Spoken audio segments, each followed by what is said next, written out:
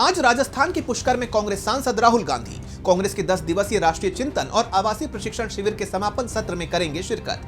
Party के संगठन सृजन अभियान के तहत राजस्थान और दिल्ली के नवनियुक्त जिला अध्यक्षों और पदाधिकारियों के साथ करेंगे खास चर्चा। भविष्य की रणनीति और संगठन को जमीनी स्तर पर मजबूत करने को लेकर होगा अहम मंथन।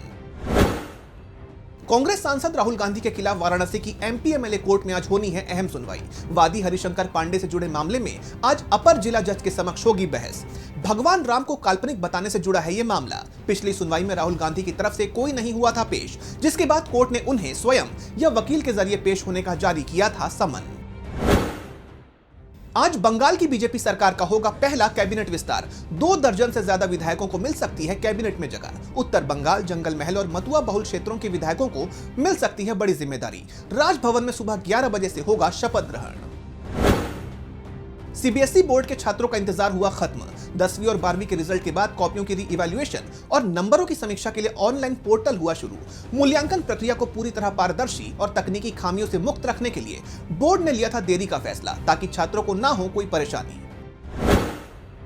भारत और अमेरिका के बीच व्यापार समझौते को अंतिम रूप देने के लिए आज से नई दिल्ली में 4 दिवसीय हाई लेवल बैठक शुरू।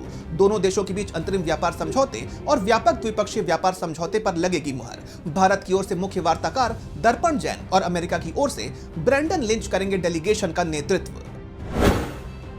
म्यांमार के राष्ट्रपति यू मिन आंग ह्लाइंग आज नई दिल्ली में प्रधानमंत्री नरेंद्र मोदी के साथ करेंगे द्विपक्षीय वार्ता। पदभार संभालने के बाद यह उनका पहला भारत दौरा।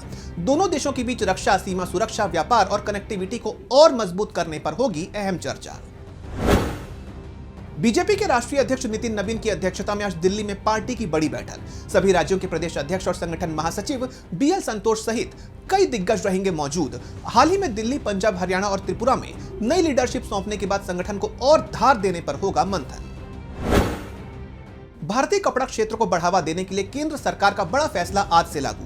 31 अक्टूबर तक कपास के आयात पर लगने वाली सभी कस्टम ड्यूटी से दी गई अस्थायी छूट। इस कदम से विनिर्माताओं की इनपुट लागत घटेगी और बाजार में कपास की बेहतर उपलब्धता होगी सुनिश्चित, जिससे छोटे और मझोले उद्योगों को मिलेगा सीधा फायदा। रक्षा मंत्री राजनाथ सिंह और ऑस्ट्रेलिया के उप प्रधानमंत्री और रक्षा मंत्री रिचर्ड माल्स आज नई दिल्ली में दूसरे भारत ऑस्ट्रेलिया रक्षा मंत्रियों के संवाद की करेंगे सह अध्यक्षता। दोनों देशों के बीच रक्षा सहयोग, सैन्य अंतर संचालन और हिंद प्रशांत क्षेत्र की सुरक्षा को मजबूत करने पर होगी चर्चा। इस बैठक से द्विपक्षीय रणनीतिक साझेदारी को मिलेगा नया आयाम। उत्तर प्रदेश, दिल्ली और बिहार में चलेंगी तेज हवाएं। झारखंड, उत्तराखंड और पश्चिम बंगाल में भी आंधी का है अनुमान। पूर्वी और उत्तर भारत के कई इलाकों में बिजली गिरने की है आशंका। राजस्थान, पंजाब और हरियाणा में हीट वेव का कहर रहेगा जारी। दिल्ली में 43 डिग्री सेल्सियस तक पहुंच सकता है पारा। मध्य प्रदेश के कुछ हिस्सों में पड़ेगी गर्मी। हालांकि मध्य प्रदेश के बाकी इलाकों और छत्तीसगढ़ में सामान्य रहेगा मौसम। दक्षिण भारत में मानसून से पहले की मूसलाधार बारिश का दौर जारी। केरल, कर्नाटक और तमिलनाडु के तटीय इलाकों में आज भी होगी भारी बारिश।